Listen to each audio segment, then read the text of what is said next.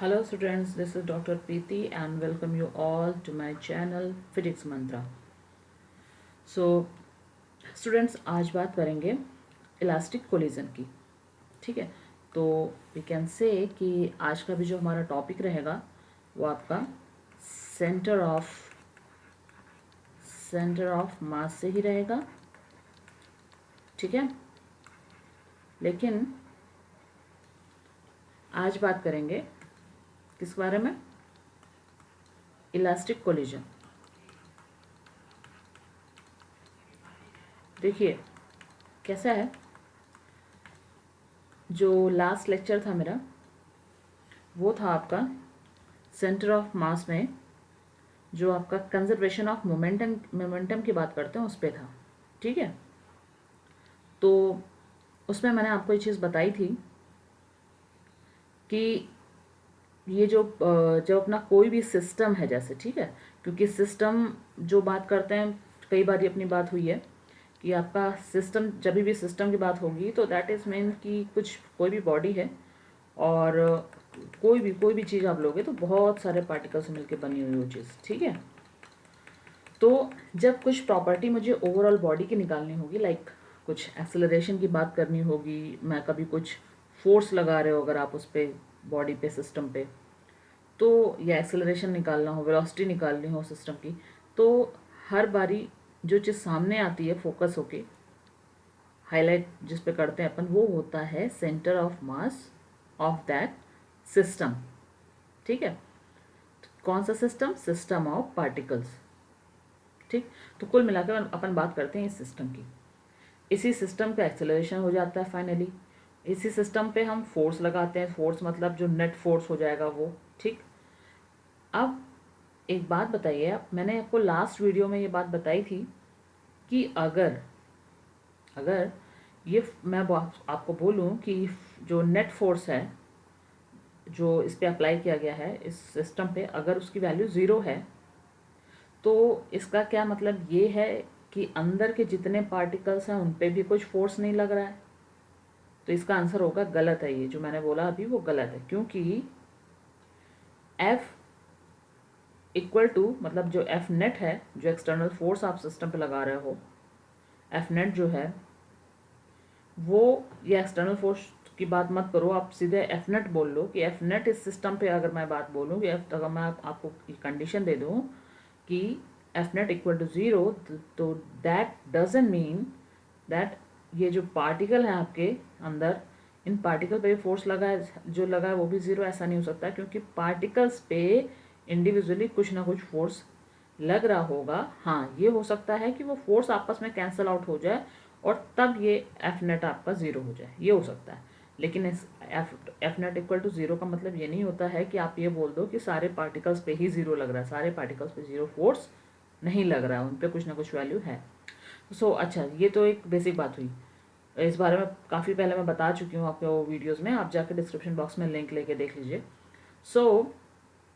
अभी जो बात होगी वो बात इस पर होगी कि जब कंडीशन आपकी आएगी कि F नेट इक्वल टू 0 है, तो इसका क्या मतलब था? इसका मतलब ये था कि आपका जो मोमेंटम है, मोमेंटम जो है वो कैसा रहेगा? कांस्टेंट. ये लास्ट वीडियो में जो जस्ट इसके लास्ट वाला वीडियो था उसमें यही बात अपन ने बात इसी बारे में बात की थी. ठीक है, तो कुल मिला के अपन बात कर रहे हैं कंजर्वेशन ऑफ मोमेंटम पे बात करेंगे. ठीक है, कंजर्वेशन ऑफ मोमेंटम.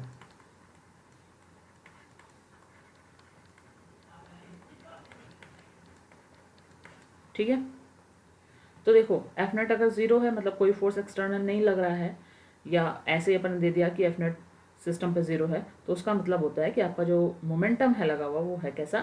कांस्टेंट. ठीक है, अच्छा अब देखो होता क्या है, ये कंडीशन की बात कर रहे हैं अपन. ठीक है, और आज जो बात करें वो होगी आपकी इलास्टिक कोलिजन की.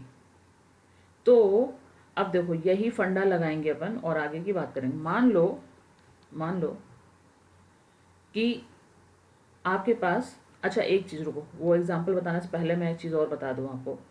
P तो आपका कांस्टेंट ये है, ठीक है, लेकिन अगर मैं काइनेटिक एनर्जी की बात करती हूँ, काइनेटिक एनर्जी की बात करती हूँ, तो उसको समझने के लिए ही अपन जो है कोलिजन को समझेंगे।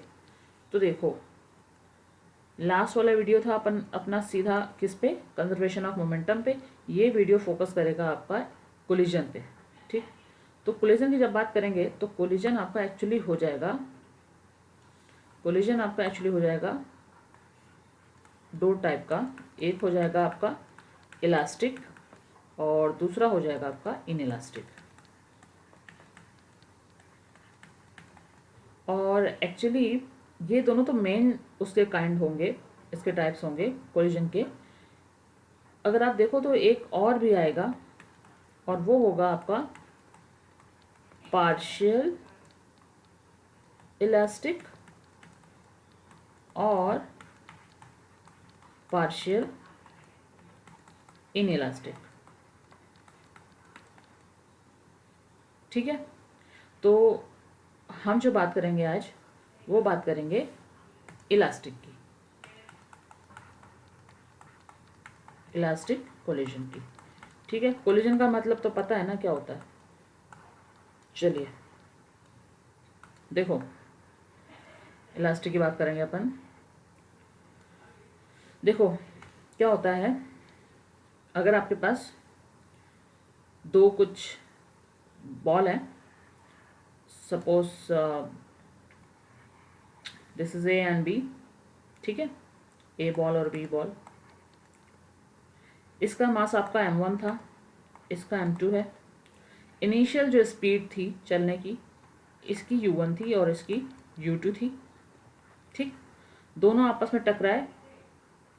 जब दोनों आपस में टकराए तो टकराने के बाद इनका क्या कंडीशन है, तो टकराने के बाद विल सी कि इसका m1 मास है, मास वही रहेगा, m2 मास है, स्पीड चेंज हो गई, मान लो इसका v1 हो गई और इसकी हो गई v2, ठीक है। कोलिजन के बाद, कोलिजन तो समझती है ना क्या होता है कोलिजन का मतलब, कि मैं ये बोल रही हूँ आपको, एक बॉल ये है ए, बताई मैंने, ये है बी, ये ए हो गई, ये बी हो गई। जब कोलिजन हुआ तो क्या हुआ, जब कोलिजन हुआ तो यानी आपस में टकराए, आपस में टकराए।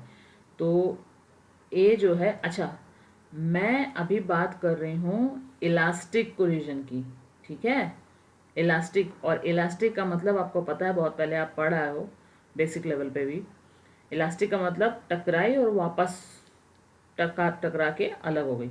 तो एक प्रॉपर स्पीड से वो टकरा के अलग हो गई।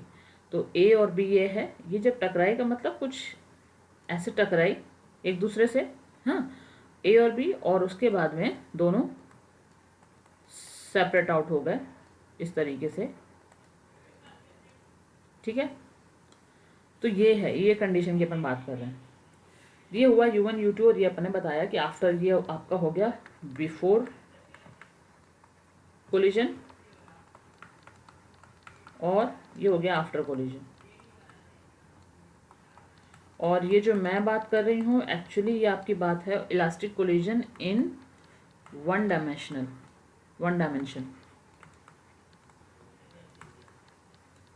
ठीक है, 1D की बात हो रही है,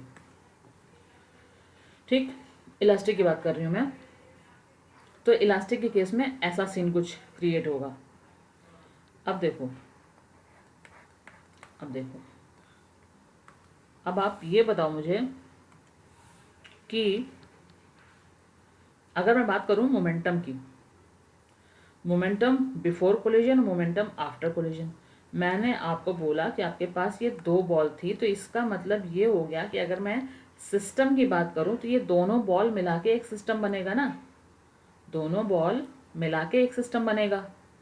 जब मैंने बोला कि ये दोनों बॉल एक प्रॉपर स्पीड से चल रही थी और कोलिजन होने के लिए कंडीशन क्या होनी चाहिए, कंडीशन यही होनी चाहिए कि u1 आपका ग्रेटर देन होना चाहिए u2 के, क्योंकि अगर u1 u2 से बड़ा नहीं होगा तो क्या होगा, u1 आपका पीछे रहेगा और u2 आगे रहेगा, तो कोलिजन होने की तो बात ही नहीं उठती है ना। अगर टकराना है आपस में दोनों बॉल को, तो जो पीछे वाली बॉल जो आपने रखी है m1 रखी है, जो उसकी जो स्पीड है वो ज़्यादा होनी पड़ेगी, ठीक, यानी कि u1 आपका बड़ा होगा और u2 आपका छोटा होगा। ये आपकी कंडीशन होगी फॉर दिस कोलिजन, जो इलास्टिक की बात कर रहे हैं उसके लिए, इन वन डायमेंशन, ठीक है। तो अगर u1 u2 से बड़ा है तो कोलिजन होगा। अब कोलिजन हुआ, उसके बाद में जो टकराया आपस में, टच हुआ, टकराया, उसके बाद अलग अलग हो गया, तो ऐसा हो गया। अब जब मैं मोमेंटम की बात कर रही हूँ तो मैं आ जाऊँगी सिस्टम पे। अब ये बताओ, अब ये जो दोनों बॉल, मैंने दो बॉलों की बात की है, ये दो बॉल्स मिला के एक सिस्टम बनेगा ना। ये मतलब अगर मैं सिस्टम की बात करूँ तो ये पूरा एक सिस्टम होगा बिफोर कोलिजन, और वही सिस्टम ये आपका हो गया आफ्टर कोलिजन, ठीक। ये पूरा एक सिस्टम हो गया। जब सिस्टम की बात करेंगे तो ये पूरा एक सिस्टम हो गया, और वही सिस्टम आपका आफ्टर कोलिजन ये हो गया, ठीक। तो मैं पूछूं अगर कि मोमेंटम ऑफ सिस्टम, अब इस मोमेंटम की जब बात कही तो मैं ये भी बात बोलूँगी कि इस समय जब मैंने कोलिजन की बात कही तो ऑलरेडी ये स्पीड में थी, चल रही थी, इसने इसको टक्कर मारी, दोनों वापस टक्कर खा के अलग अलग हो गए, इतना काम हुआ है बस, ठीक। कोलिजन जो हुई है ये पूरी इतनी हुई है बस। तो ये बताओ, सिस्टम में एक्सटर्नल फोर्स कुछ आ रहा है क्या?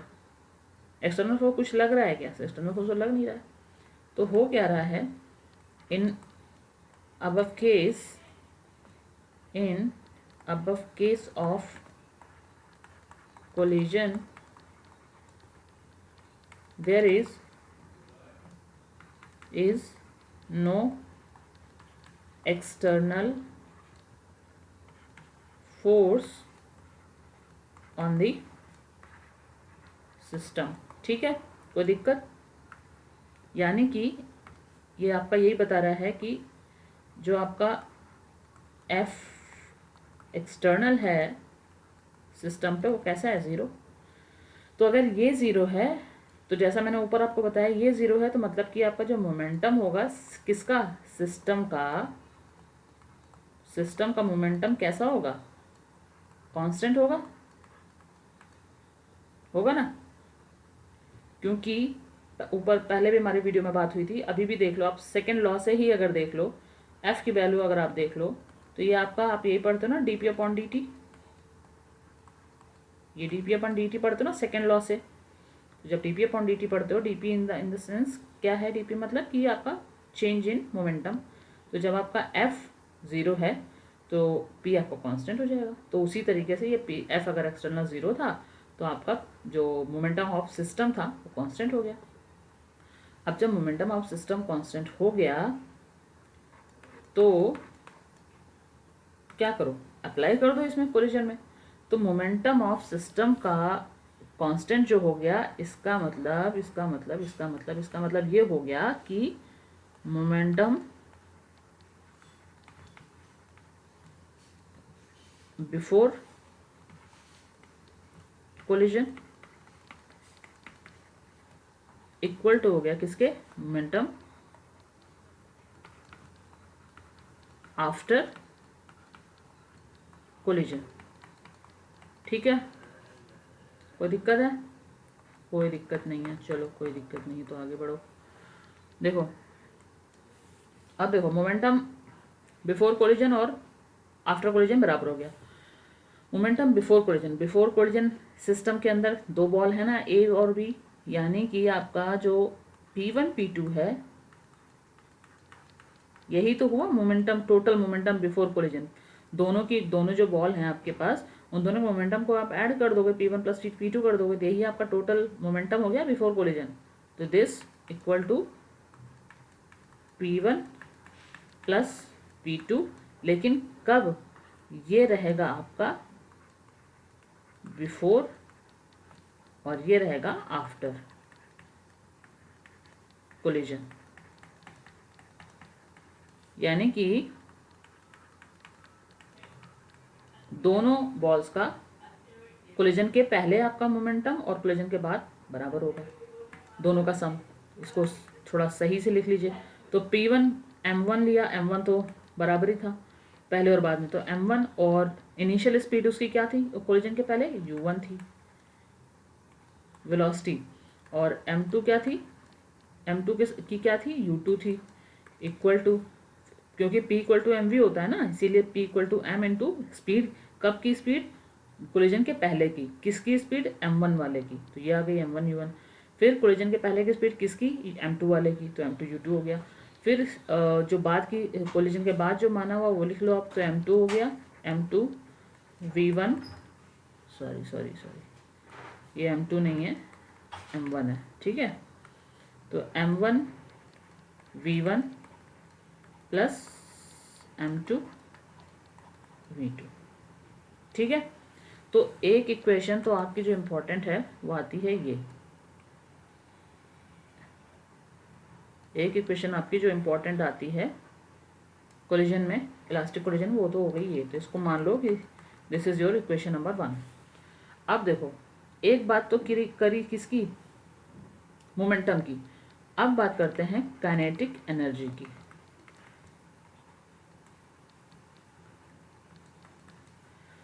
देखो, काइनेटिक एनर्जी की बात अगर करें, मैंने मोमेंटम बोला आपको कि मोमेंटम जो है इलास्टिक कोलिजन में कांस्टेंट रहता है, कंजर्वेटिव रहता है, यानी कि बिफोर कोलिजन और आफ्टर कोलिजन दोनों का मोमेंटम जो है वो सेम रहेगा, कांस्टेंट रहेगा।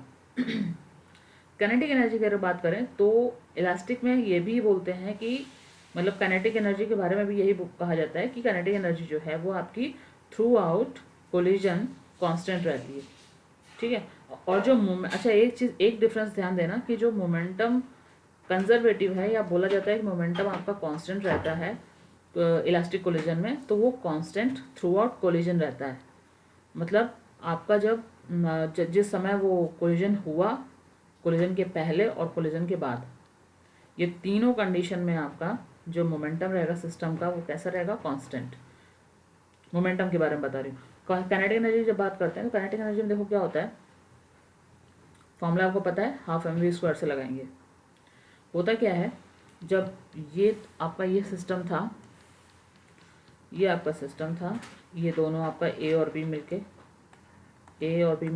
ये हुआ आपका सिस्टम, कोलिजन हुआ और ये दोनों सेपरेट आउट हो गए यहाँ पे। लेकिन जो मैंने ये आपको डायग्राम बनाया हुआ था, इन दोनों के बीच में भी एक काम हुआ था, जो कि सेकेंड इंटरमीडिएट जो स्टेज थी आपकी कोलिजन की, वो कुछ ऐसे थी कि जब कोलिजन हुआ, इलास्टिक की बात कर रही हूँ, जब कोलिजन हुआ तो कुछ ऐसा हुआ था कि मान लो आपका एक ये थी बॉल, मान लो आपकी एक ये थी बॉल, और ये जब बी से आपकी कोलिजन इसका होता है तो थोड़ा सा डिफॉर्मेशन आता है,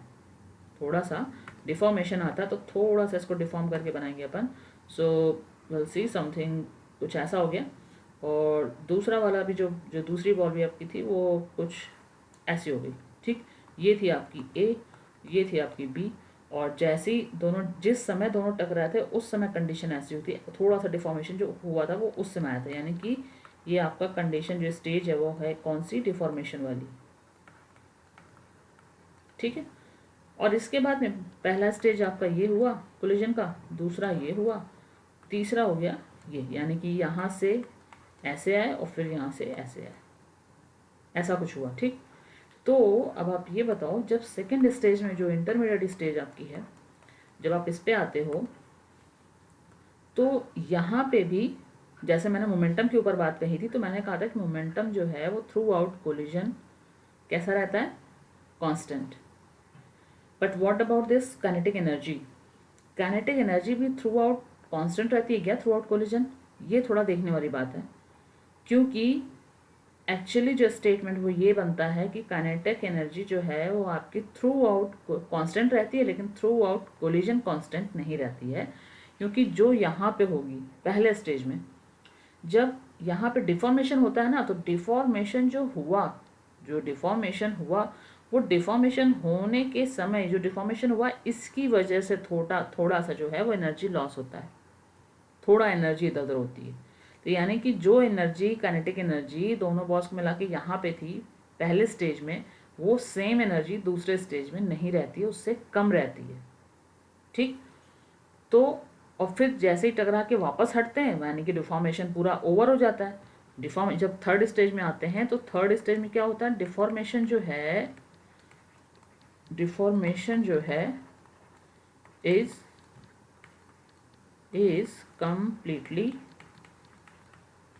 completely over।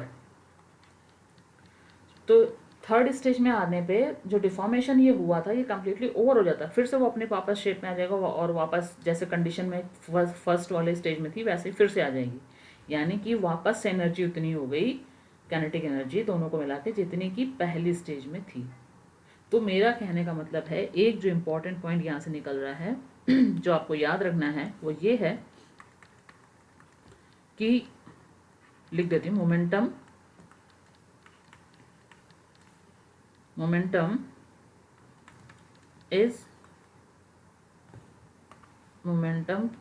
रिमेन्स, लिखती हूँ, momentum remains constant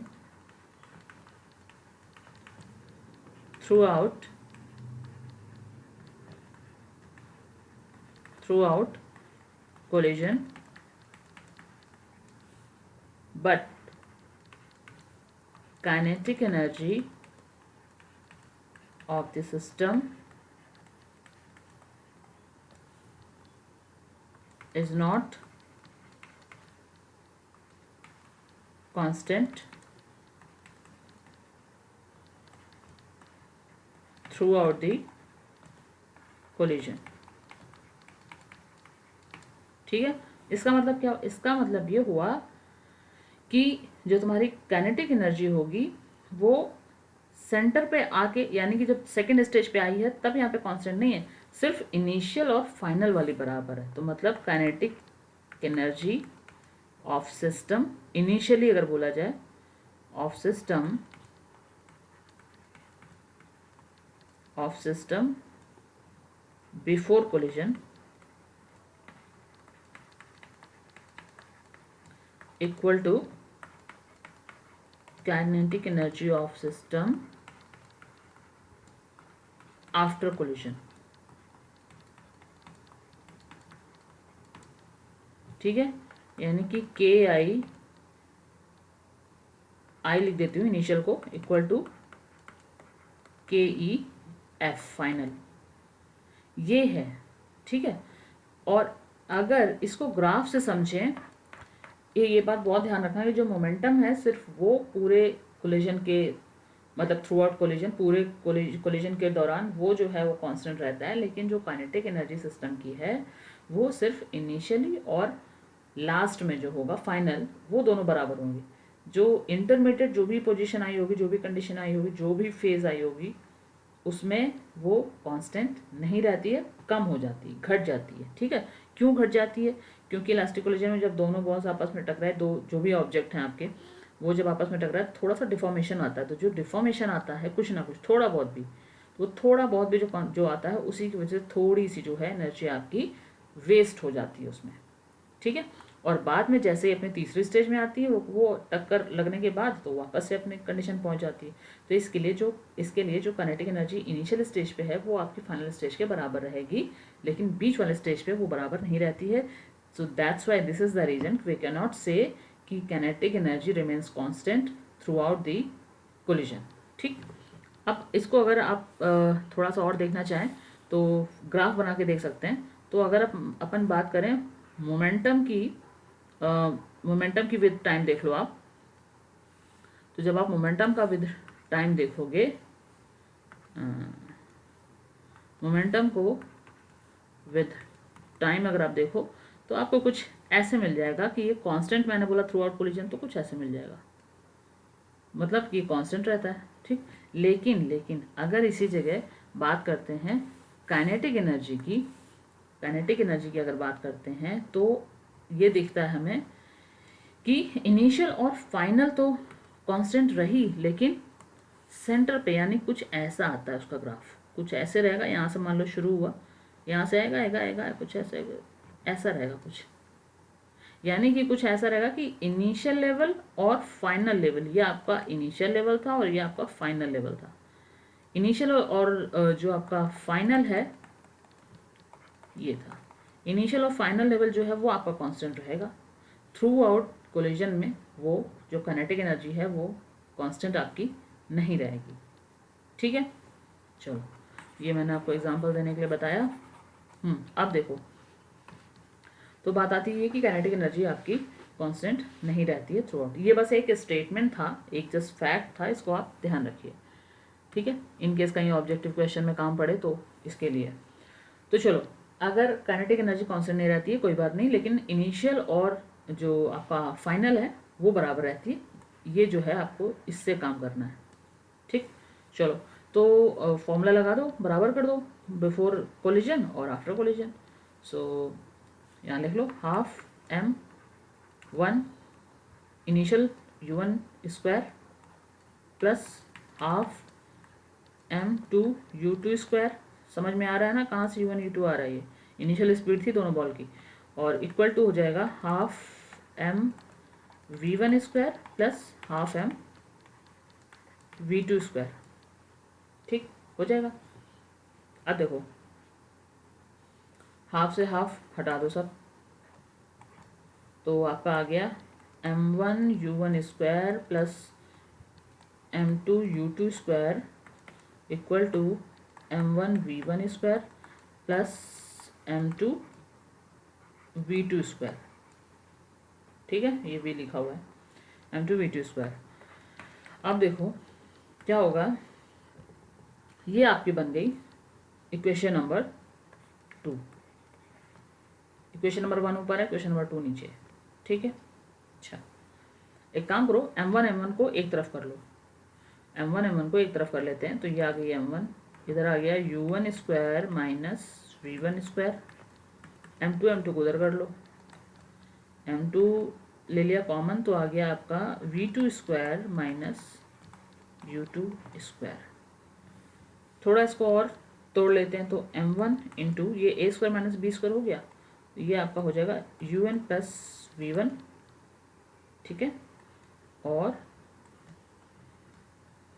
u1 minus v1 equal to m2 v2 plus u2 और v2 माइनस u2,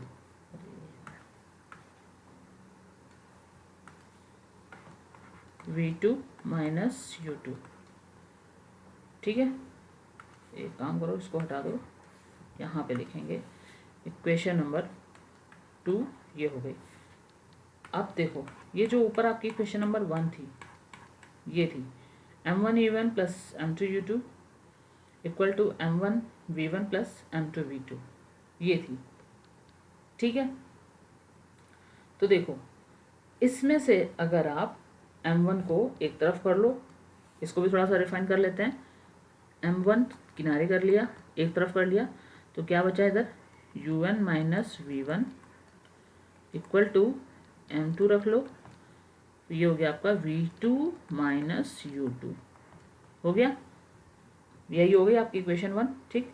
अब एक काम करो, आप इक्वेशन 2 को डिवाइड कर दो इक्वेशन 1 से। इक्वेशन 2 जो आपको आई है, तो देखो यहाँ पे आया m1 u1 minus v1, m1 u1 minus v1, और यहाँ पे आया m1 u1 माइनस v1, ठीक। उधर देखो राइट हैंड साइड पे m2 v2 माइनस u2, तो इसमें भी देखो m2 v2 माइनस u2 ये आया है। तो नेक्स्ट अपन कर देते हैं कि डिवाइड इक्वेशन 2 बाय 1, ठीक। डिवाइड कर दोगे जब, तो आपको मिलेगा जो m1 है वो तो कैंसिल हो गया, और ये वाला पोर्शन भी कैंसिल हो रहा, तो बच क्या रहा है m1 plus v1, sorry u1 plus v1 equal to m2 उधर कैंसिल हो रहा है, और v2 माइनस u2 भी जा रहा है, क्या बच रहा है आपका v2 प्लस u2, यही बच रहा है ना। अच्छा, अब देखो ये हुआ यहाँ तक। अब क्या करो, एक मिनट, हाँ ठीक है, ये आपका आ रहा है।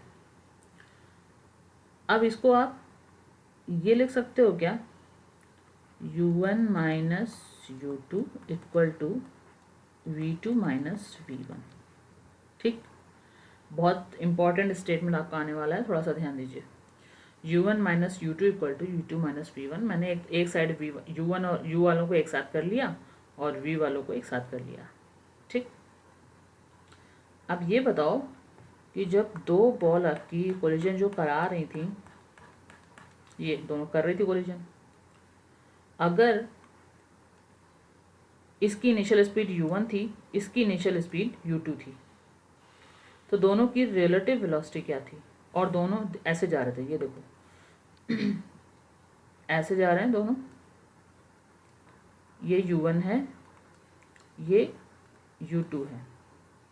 अब बताओ, तो जब ऐसे जा रहे होंगे और इनका भी ऐसे होगा, ये इधर जा रहा है, ये v1 है, और इधर जा रहा है, ये v2 है, रिलेटिव वेलोसिटी दोनों की क्या होगी? तो देखो इनकी रिलेटिव वेलोसिटी हो गई u1 माइनस u2, और इनकी इधर जाके हो गई v2 minus v1, relative velocity यही हो गई ना। तो इसका मतलब ये बोल सकते हैं अपन कि ये जो निकल के आया है ये है कि रिलेटिव वेलोसिटी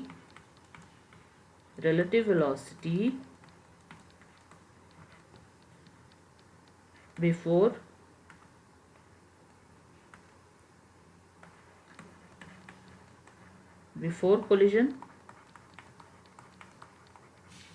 इक्वल है किसके? रिलेटिव वेलोसिटी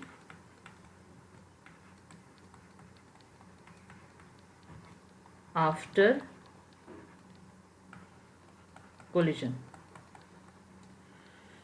ठीक है, तो ये है, और ये आपका है जो इम्पोर्टेंट, थोड़ा बहुत नहीं, बहुत ज़्यादा इम्पोर्टेंट है, क्योंकि आपके न्यूमेरिकल बनेंगे इसी पे। आपको जो याद रखनी है इक्वेशन फाइनली, वो आपको याद रखनी है एक इक्वेशन 3 जो कि इम्पॉर्टेंट है बहुत ज़्यादा, u1 minus u2 equal to v2 minus v1, या फिर u1 plus v1 equal to v2 plus u2, ऐसे याद रखो। आप तो इस तरफ कर लोगे ना, ये इस तरफ सिर्फ बताने के लिए मैंने किया है, क्योंकि ये स्टेटमेंट अपने आप में इम्पॉर्टेंट है। कौन सा? कि रिलेटिव वेलोसिटी बिफोर कोलिजन बराबर होती है रिलेटिव वेलोसिटी आफ्टर कोलिजन। किसकी रिलेटिव वेलोसिटी? जो अपन ने ऊपर जो बॉल्स ली थी, तो दो जो ऑब्जेक्ट लिए थे वो, ठीक है, जो मिलके सिस्टम पूरा बना रहे हैं, उनकी रिलेटिव वेलोसिटी जो है बिफोर कोलिजन बराबर होती है आफ्टर कोलिजन के।